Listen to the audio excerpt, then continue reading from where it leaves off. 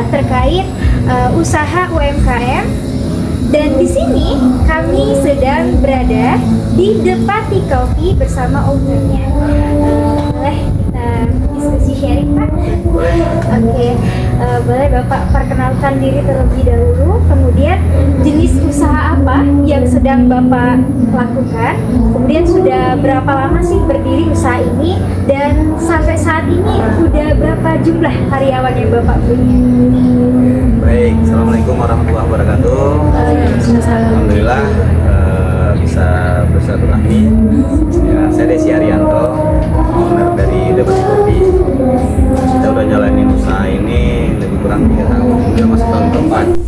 Namanya memang Depati Coffee and Eatery.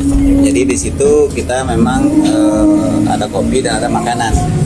Untuk minuman kita ada 50 menu, dan makanan kita juga ada 50 menu makanan. Nah, memang spesifik kopi kita memang kopi lokal, kopi kerinci, tapi insya Allah ini adalah kopi-kopi terbaik, dan tentunya ini menjadi andalan kita kepada konsumen. Dan kegiatan ini tidak hanya sebatas kegiatan makan minum. Di Depati ini sudah jadi tempat ngumpul para anak muda, aktivis, kemudian para politisi, UMKM, kemudian para ibu-ibu dengan komunitasnya, dengan arisannya, dengan sosialitanya, kemudian juga ada kelompok-kelompok pengajian. Insya Allah semuanya di sini bisa masuk. Ada fasilitasnya di situ. Untuk pertemuan mau di bawah juga boleh, mau outdoor juga boleh. Dan karyawan kita udah 10 orang. 10 orang yang ya sama-sama kita membangun dan berusaha di sini, karena kita tanpa karyawan nggak bisa apa-apa, karyawan tanpa kita juga nggak bisa apa-apa. Makanya kita saling support untuk supaya Depati Coffee ini bisa memberikan layanan terbaik bagi seluruh konsumen yang hadir, siapapun itu. Jadi gini Pak, dalam usaha tentunya kita harus mempertimbangkan etika bisnis. Etika bisnis itu adalah suatu moral yang dilakukan dalam suatu kegiatan usaha, yang dimana juga memperhatikan dampaknya terhadap masyarakat maupun lingkungan. Nah, menurut Bapak Edi, seberapa penting sih kita menerapkan etika bisnis dalam suatu usaha? Sangat penting. 3 kali sangat penting. Kenapa? Kalau dalam dunia usaha seperti kafe, seperti kita ini ada yang namanya hospitality. Hospitality itu adalah bagian dari bagaimana melayani, dan melayani itu adalah bagian dari etika. Nah, etika ini tidak hanya sebatas melayani, tapi bagaimana orang merasa datang ke tempat kita, mereka merasa nyaman, kemudian mereka tidak merasa. Terkadang ada orang merasa saya makan menu makanan, misalnya kita ada nasi bakar kecombrang nih, merasa loh kok nggak wajar saya makan segini ya. Nah itu mungkin dalam hatinya terasa tapi nggak diungkapin. Tapi hukumannya apa? Besoknya mereka nggak datang lagi. Nah di sini kita mencoba sealami mungkin, sewajar mungkin, ketika orang memakan menu kita, dia merasa nyaman, merasa layak, bahkan besok-besok wah ini oke nih, saya akan ajak teman saya kemari, saya akan coba lagi rekomendasikan kepada siapapun bahwa ini layak dan ini memang pantas dengan harga segitu. Itu bagian dari etika juga. Kemudian boleh dicek ke tamu-tamu yang lain, kita juga sudah langsung melayani para tamu.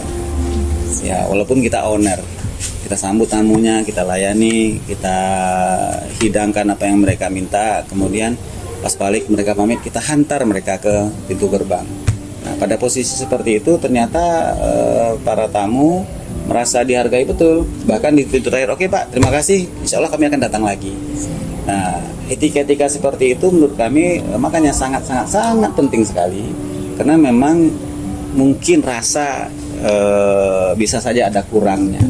Tetapi ketika ditutupi dengan etika yang baik, pelayanan yang bagus, kemudian memuaskan, tentu itu akan tertutupi.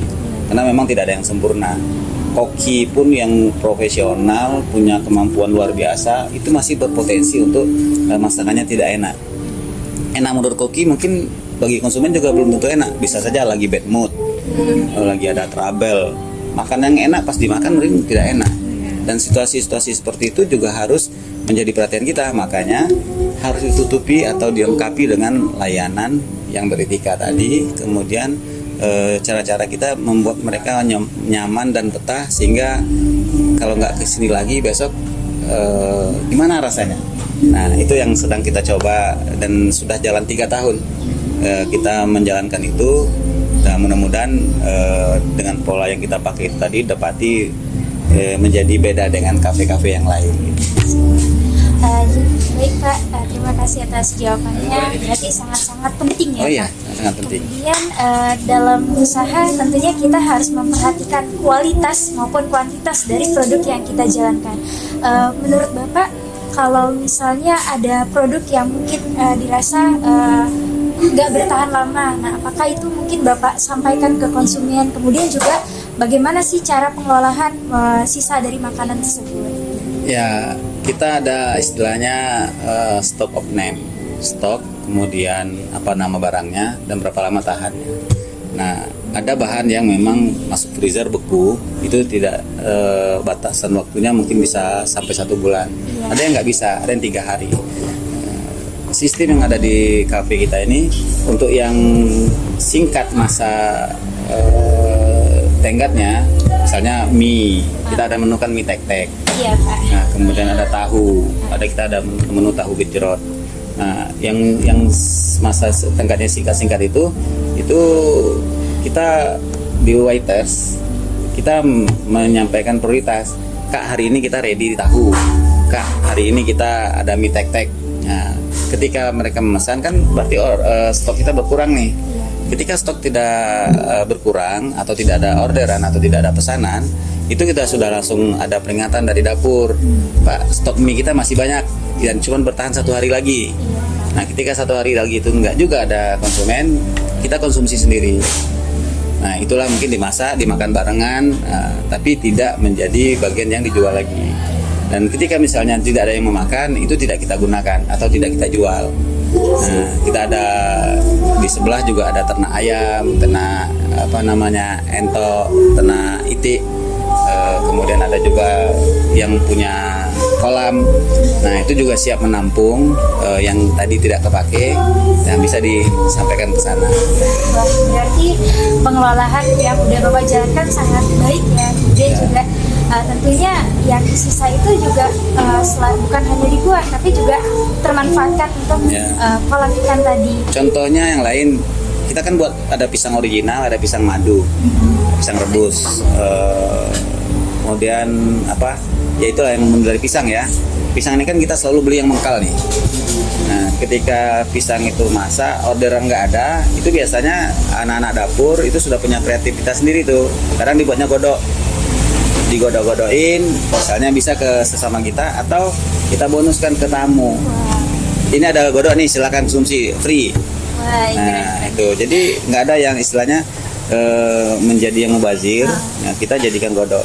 Bahkan ini kita baru kepikir juga nih mau memakai cara yang baru, pisang yang sudah matang itu kita mau gantungkan di pohon ini untuk membantu burung. Karena di sini saya lihat udah berapa kali saya perhatiin ada burung kutilang. Nah, itu ada burung itu yang itu. Nah, yang paling ujung tuh. Itu burung punai.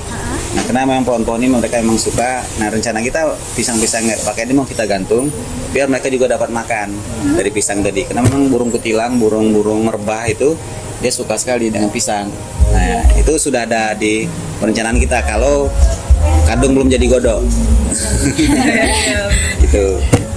Baik Pak, selanjutnya pertanyaan dari teman saya. Baik Pak, dalam menjalankan usaha ini kan tidak banyak pelanggan yang komplain atas misalnya rasa tadi seperti yang sudah Bapak jelaskan. Mungkin di chef itu enak tapi di pelanggan kurang enak. Nah, apabila ada pelanggan yang komplain, itu apa yang akan Bapak lakukan? Apakah produk tersebut bisa ditukar atau dikembalikan? Dalam usaha makanan dimaklumi kalau ada komplain, karena standar rasa itu kan berbeda. Lidah kita masing-masing punya standar rasa yang masing-masing juga. Jika ada perbedaan seperti itu, alhamdulillahnya di Depati ini komunikasi terbangun baik. Saya pernah dipanggil, Pak, sorry, mohon maaf nih, ini enak tapi asin. Oke, biasanya malam itu pasca orang tutup kita briefing. kita briefing dengan koki di dapur, kenapa tadi ada konsumen kita yang merasa asin, ada yang salah nggak? Kebetulan waktu itu memang koki kita ada masalah secara psikologis, ternyata orang tuanya lagi bertengkar, pernah kejadian Mbak, dan itu kita maklumin dan kita nyampaikan penjelasan dengan waktu kepada konsumen yang komplain tadi. Ada juga kejadian mereka komplain, oke nggak apa-apa Pak, kita tukar, kami akan tukar, dan itu standar kami. Intinya kami tidak merasa rugi dengan menukar yang baru, tapi kalau kami malah merasa rugi kalau seandainya mereka tidak menyampaikan apa yang mereka keluhkan. Nah, makanya kami open banget dengan kalau seandainya ada dari konsumen itu yang komplain, tidak hanya terhadap rasa, terhadap tampilan, terhadap misalnya volume. Kemarin Bang kami penuh, sekarang kok cuma 3/4 misalnya kan. Nah itu semuanya kita kasih penjelasan. Dan intinya dari itu semua adalah bagian dari hospitality, bagian dari kita melayani konsumen. Nah, kalau dari segi pembayaran nih Pak, kan di zaman sekarang ini pembayaran bisa melalui m-banking atau QRIS gitu dan lain sebagainya. Apabila ada pelanggan yang kelebihan mentransfer, itu bagaimana cara Bapak menanggapinya? Ya pernah juga kejadian, kelebihan transfer kita balikin. Terserah dia mau balikin dalam bentuk uang sisa tadi, kita balik ke transfer, atau dia mau belanja boleh, atau dia mau deposit boleh, tergantung dari kesepakatan. Tidak hanya kelebihan, kalau mereka pun kekurangan, misalnya bill 100.000, ternyata mereka cuma ada uang 70.000, berarti kan masih ada 30.000 yang belum dibayar.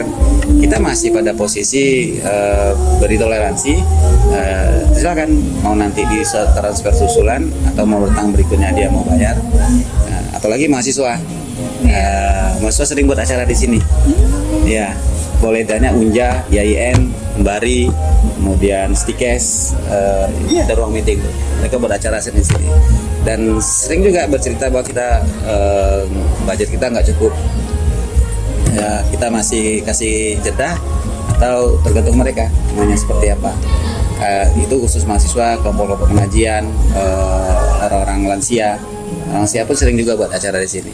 Nah, itu selalu menjadi prioritas kita yang pada tatanan harga itu tidak menjadi patokan utama. Tapi kita juga ada, ya kalau dalam bahasa perusahaan itu ada community development-nya, ada CSR-nya, ada seperti itu. Baik Pak, terima kasih. Pertanyaan selanjutnya akan ditanyakan oleh teman saya juga. Oke. Pak.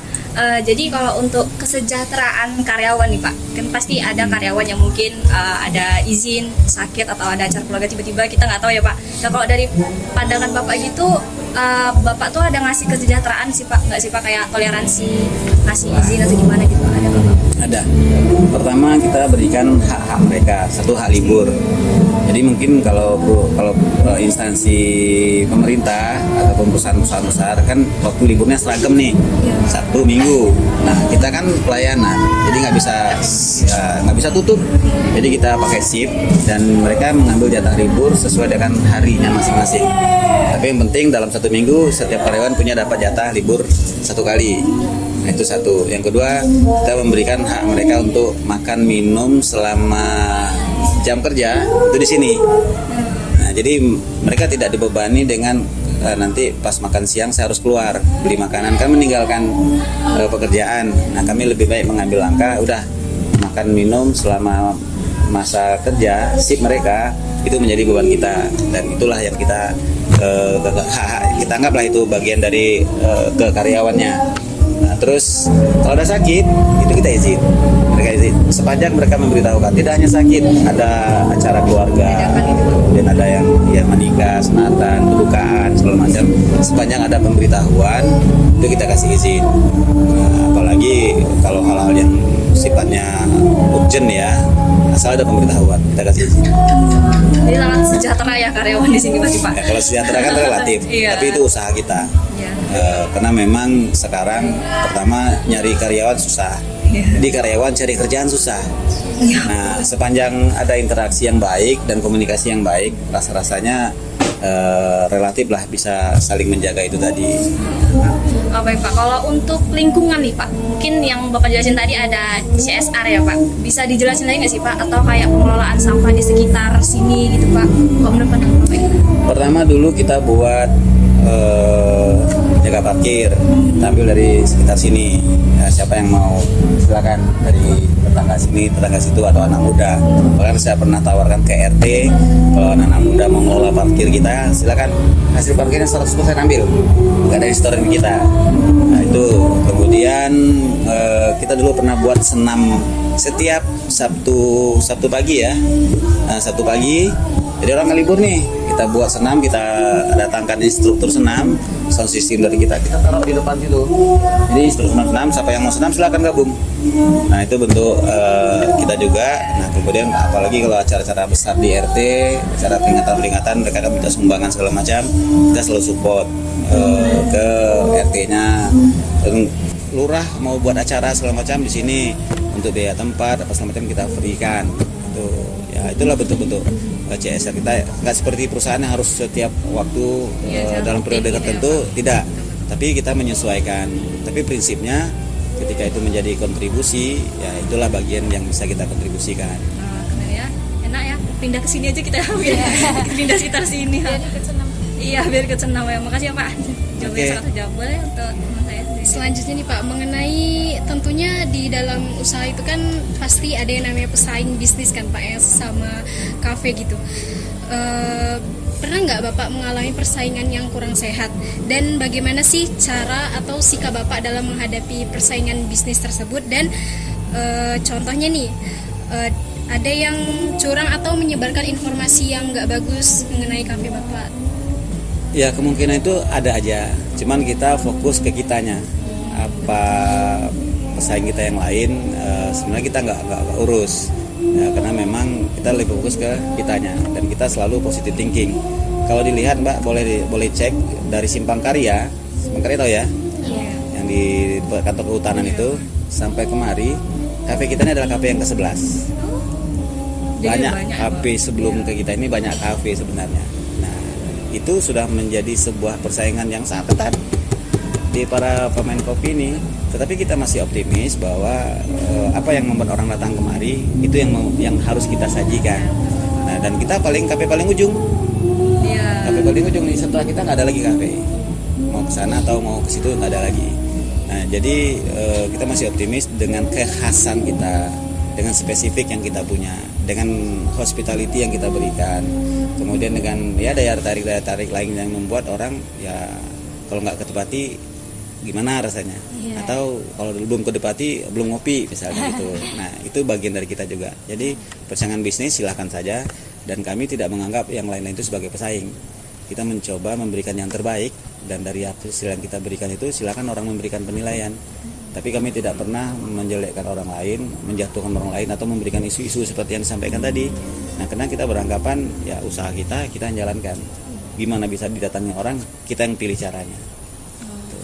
Berarti fokus ke bisnis sendiri ya, Iya. Pak? Nggak mikirin Padahal orang lain gitu Pak? kita kan ada Dewan Kopi Jambi, ada forum kafe Jambi. Ya, dalam forum itu berbaur.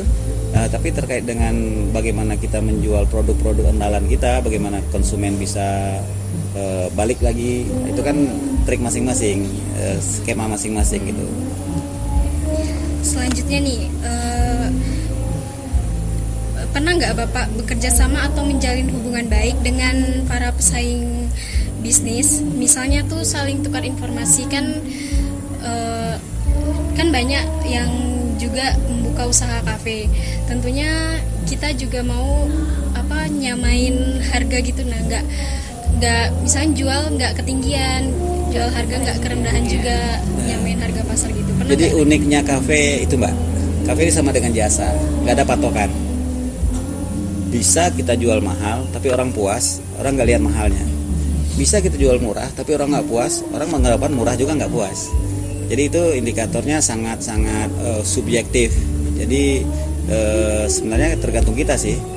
Ketika kita matok misalnya harga 20.000, ketika orang memakan, meminum, dan mereka puas dengan 20.000, itu mungkin nggak mahal. Atau kita jual 10.000, nah, Tapi ya mungkin dengan 10.000 loh kok segini 10.000, tetap aja dianggap mahal. Makanya ada hal lain yang membantu menguatkan 20.000 tadi dengan misalnya sapa, salam, senyum, kemudian hospitality tadi memberikan pelayanan. Mohon maaf kalau seandainya tumpah kita langsung segerakan. Pokoknya yang bisa melengkapi yang kita sajikan tadi dengan harga sekian itu dilengkapi lagi dengan layanan-layanan lainnya sehingga itu menjadi sebuah kelengkapan dan orang merasa betul bahwa Kedepati ini komplit. Kenapa? Dalam konteks bisnis seperti ini, orang tuh sengaja datang, udah bawa duit, udah mau minum atau mau makan, masa kita sia-siakan itu? Udah mau datang aja itu udah luar biasa kita. Belum nantilah dia mau mesan. Nah, bayangkan kalau sedang nggak mau datang, apalagi mesan. Iya betul Pak. Kan gitu. Mungkin sekian sih Pak. Boleh nggak sih Pak untuk penutup nih Bapak kasih kata-kata untuk mungkin kami seperti mahasiswa mau buka UMKM gitu Pak. Kayak Bapak siapa tahu kan Pak. Boleh nggak sih Pak kasih kata-katanya gitu Pak? Kata-kata hari ini ya. Iya kata hari ini boleh Pak. Boleh Pak. Ya. Iya. Mau jadi apa aja itu lebih baik menjadi diri sendiri. Apalagi dalam konteks UMKM ya, usaha itu lebih baik kita menjadikan usaha itu usaha kita seperti yang kita mau. Nah, yang lain tuh jadi referensi. Ya, karena itu yang menjadi ciri khas kita. Mau meniru konsep usaha apa saja itu gampang, tapi tidak akan bisa menyamai seperti yang kita tiru. Nah, lebih baik kita menjadi diri kita sendiri dengan konsep usaha yang kita yakini itu adalah konsep penyanyang kita gitu.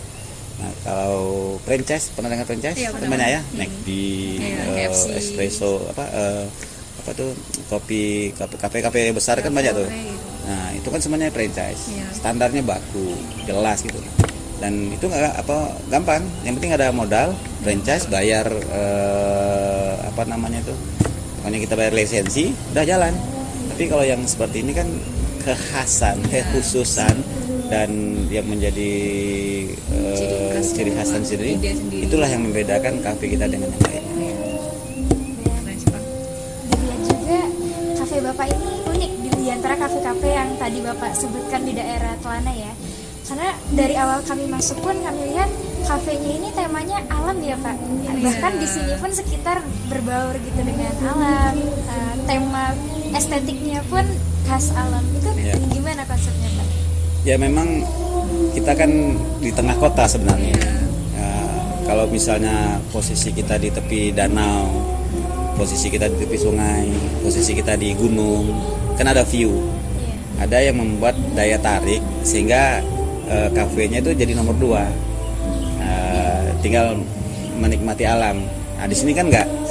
Nah harus kita ciptakan sesuatu yang membedakan dengan yang lain sehingga oh itulah Depati.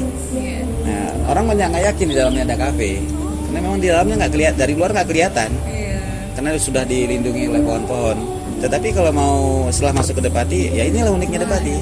Gitu. Tadi juga pas masuk kayak aduh, langsung wah adem banget ya. Alhamdulillah. Ya tupai masih main di sini. Di sini burung berkicau di situ ini dan itu koki utamanya tuh. Jadi di belakang itu ada koki yang mereka masak yang ada dalam daftar menu. Tapi kalau ada orderan di luar daftar menu, beliau turun tangan. Oh itu bisa juga ya Pak? Kan mesen yang di luar. Bisa, mau sambal jengkol, gitu, Pak. mau sambal pete, mau pindang, mau tempoyak, mau dendeng, mau rendang, mau apa aja. Asal bahannya ada gitu. Asal diinfokan sebelum-sebelumnya. Misalnya mau minum makan hari Rabu, minimal Selasa diinfoin. Nah kita bisa prepare. Nah itu juga menjadi pembeda kita dengan kafe-kafe yang lain. Ciri khasnya Nggak ada di menu, tapi Mbak besok nih kami mau ulang tahun Pak, ada sekitar 20 orang, tapi kami kepengen disiapin sayur lodeh. atau tumpeng bisa itu Pak. Bisa mau disiapin tumpeng. Bisa juga atau tumpeng, Pak. kami disiapin balon-balon yang warnanya pink semua misalnya kan. Dan itu ulang tahun di sini. Bisa. Itu bulan lagi. Nah itu makanya kita kepengen hospitality tadi, memberikan pelayanan sebaik-baiknya. Nah, makanya jarang kita menolak orang mau nyapa, sepanjang kita bisa. Kalau nggak bisa kita minta tolong orang. Kalau nggak bisa juga kita minta tolong dia rubah permintaannya. Apalagi masa Ramadan kemarin kan pasti banyak bubur ya kan? Alhamdulillah. Iya, Pak banyak. Gubernur pasti rame ya, Pak. Iya. Mungkin bisa ditutup ya. Oke, baik. Oke. Sebelumnya makasih banyak Pak udah mengizinkan kami untuk mewawancarai, kemudian juga berkenalan dengan Derpati Coffee yang sangat indah ini. Amin. Nah, di sini ada Dia Fajrayu, kemudian ada Lilis Maurani. saya Rika Pak. Saya Dila, Bapak. Saya Asri. Saya Desi Arianto. Ya, tadi awal ya harusnya Pak perkenalan ya, Bapak. Jadi kami mengucapkan makasih banyak Pak, Sama-sama. dan harapannya semoga ke depan kami bisa berkolaborasi juga dengan Bapak. Kemudian juga ya harapannya Derpati Coffee ini menjadi salah satu kopi yang sukses dan Amin. inspirasi, terutama bagi anak muda untuk mengembangkan usahanya. Alhamdulillah sudah ada yang penelitian S1 di sini, sudah ada penelitian S2 di sini, dan sudah ada penelitian S3 di sini. Masya Allah. Tangan dulu, tepuk tangan dulu. Terakhir kemarin mereka buat penelitian terkait nama. Dari Unja juga. Derpati itu, Pak? Ya, kenapa namanya Derpati? Jadi ada kajian historisnya, ada kajian budayanya, ada kajian sosialnya. Kenapa nama itu muncul? Dan itu juga bagian dari melaksanakan tugas sebagai mahasiswa. Kemarin mahasiswa Bandung ya, S2 melakukan penelitian di sini Sampai juga. sini Bandung, Iya. Pak? Ada juga kemarin mahasiswa S2 juga tentang apa kemarin sih? Hah?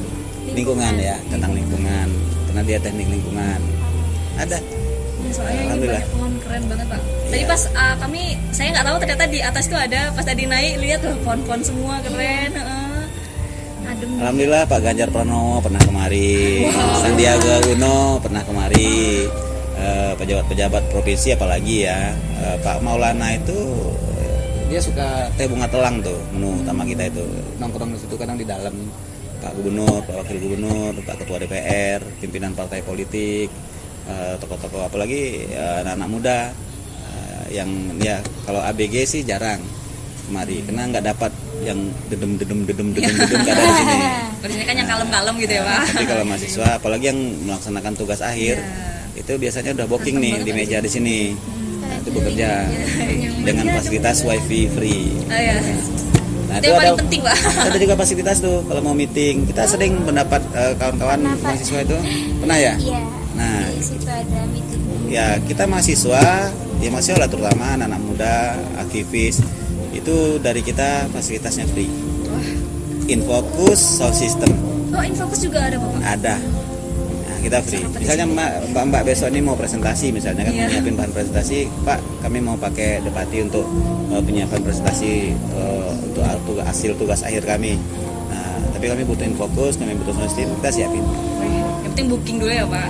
Maksudnya diinfoin biar jangan tabrakan dengan yang lain. Nah itulah yang bentuk social responsibility CSR tadi kepada ya terutama yang ya kami juga pernah mahasiswa. Nah, termasuk Manula. Ya, yang lansia. Lansia ada mereka yang selalu mengadain acara rutin kumpul setiap lebih bulan itu. rajin lah. Ya, dan itu kita perlakuannya tak beda. Mulai dari pelayanannya kepada mereka karena memang mereka perlu pelayanan khusus, makanan yang mereka mau, termasuk harga. Insya Allah besok ya, nih ya, besok ya 36 orang. Nah, ada besok 36 orang ibu-ibu, nenek-nenek, nyai-nyai, aki-aki besok mengumpul. Mereka nanyain bisa harganya segitu, oke. Tuh, bisa nyanyi, bisa. Tuh. Keren banget. Ya mungkin ini aja sih, Pak. Kami makasih Oke, banyak, Pak. thank you. Informasinya sangat-sangat bermanfaat dan keren banget kafenya, Pak. Nanti kalau boleh record ini share ke kita.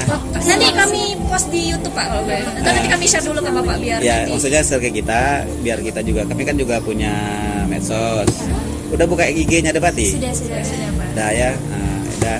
Kalau saya selalu biasanya live di sini. Kita juga punya ada beberapa aktivitas yang di luar kafe, tapi tempatnya di sini. Kita ini juga studio TV. Nama programnya Orasi. Silakan buka di setiap Selasa malam Rabu di Jack TV atau buka di YouTube Orasi Jack TV. Nah, itu caranya selalu di sini. Ini udah jadi studio dan saya hostnya. Kita bahas ekonomi, sosial, budaya, hukum, politik, pendidikan.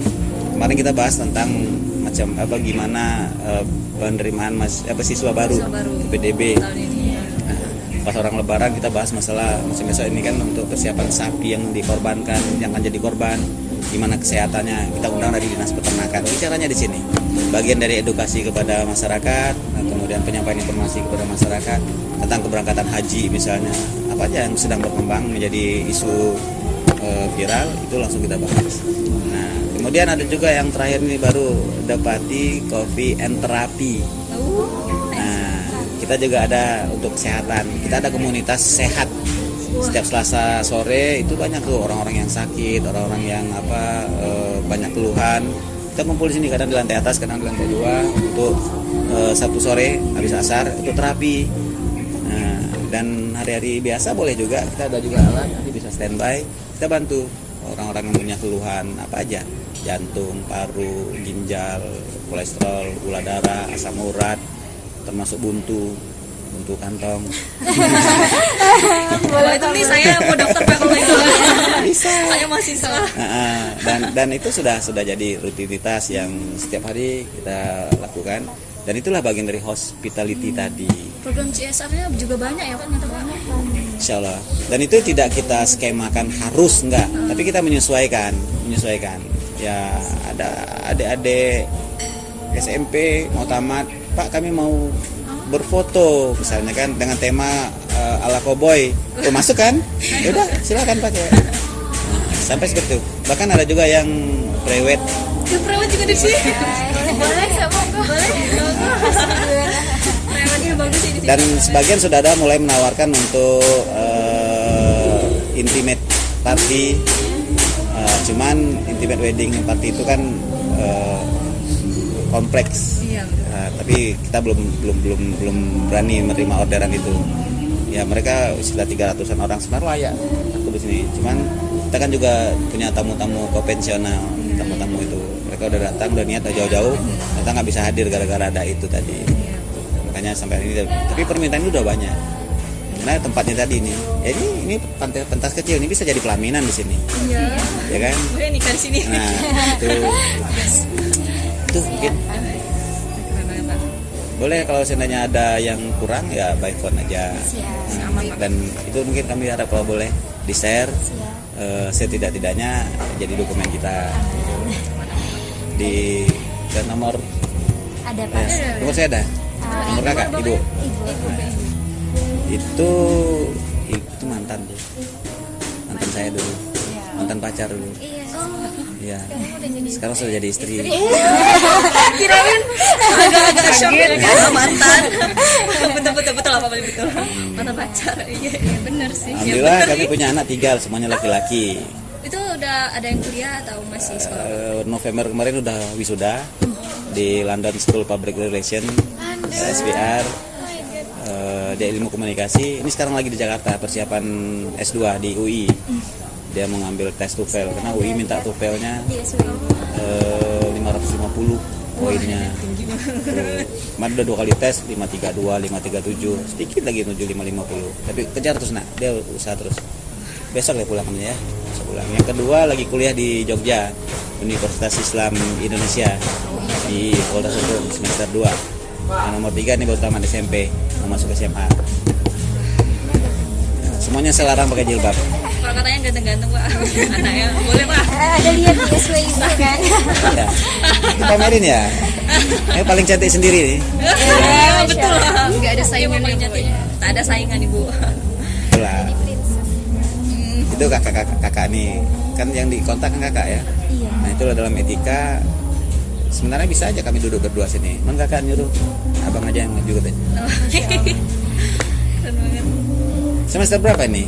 Kami semester 4. Aida semester 4 juga? 2 ya? Semester 2. Anak yang nomor 2 itu baru semester 2 Fakultas Hukum. Yang gede ya udah selesai kan. Oke, terima kasih juga udah memilih Depati. Dan kami bersyukur karena ini bisa bermanfaat. Dan niat kami memang ya apa aja sepanjang ini bisa memberi manfaat silakan. Jadi tidak hanya di dunia pendidikan, di dunia usaha pun orang banyak. Boleh nggak Pak kami nitip roti, silakan. Boleh nggak Pak kami nitip madu, silakan. Boleh nggak Pak kami nitip ini, silakan. Sepanjang itu bisa memberi manfaat buat orang, kita laksanakan. kasih banyak ya Bapak. Sama-sama. Izin juga Pak nanti videonya kami share ke YouTube nggak aman Pak? Boleh, silakan. Terima kasih banyak Pak. Makasih Oke. banyak. Sama. Wassalamualaikum warahmatullahi wabarakatuh. Waalaikumsalam warahmatullahi wabarakatuh.